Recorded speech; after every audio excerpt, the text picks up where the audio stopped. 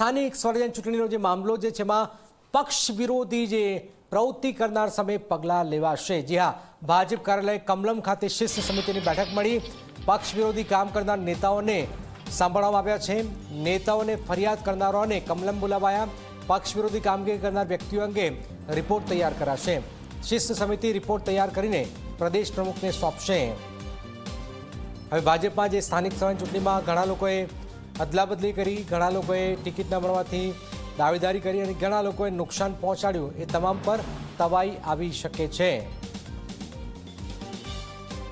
હિતલ પારેખ જોડે। હિતલ, કોણ હોઈ શકે છે, એમાં કયા મોટા નેતાઓનો ગાજ ગરજી શકે છે, શું જાણકારી સમગ્ર અમને?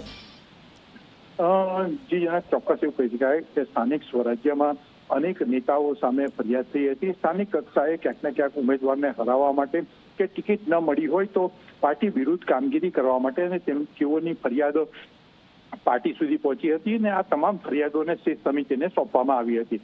સ્વાભાવિક છે કે એ અંતર્ગત જ શિસ્ત સમિતિની બેઠક મળી હતી। એમાં જે ફરિયાદ કરનાર અને જેની સામે ફરિયાદ હતી એ તેઓને બંનેને સાંભળવાની પ્રક્રિયા આજે ભાજપના કમલમ કાર્યાલય પર કરવામાં આવી હતી। સ્વાભાવિક છે કે આના બાદ શિસ્ત સમિતિ પોતાનો રિપોર્ટ જે છે એ રિપોર્ટ પ્રદેશ અધ્યક્ષ જગદીશ વિશ્વકર્માને સોંપશે અને એ રિપોર્ટના આધારે કયા શિક્ષાત્મક પગલાં ભરવા કે સસ્પેન્ડ કરવા ત્યાં સુધીના નિર્ણયની સત્તા પ્રદેશ પ્રમુખની છે। એટલે પ્રદેશ પ્રમુખ આગામી દિવસોમાં આ સંદર્ભે શિસ્ત સમિતિના અહેવાલ ઉપર પગલાં ભરશે। જી બિલકુલ બિલકુલ, આભાર હિતલ। તો આપ જોઈ રહ્યા છો, પક્ષ વિરોધી કામ કરનાર નેતાઓ સામે હવે ભાજપ ગાજ ગરજાવશે।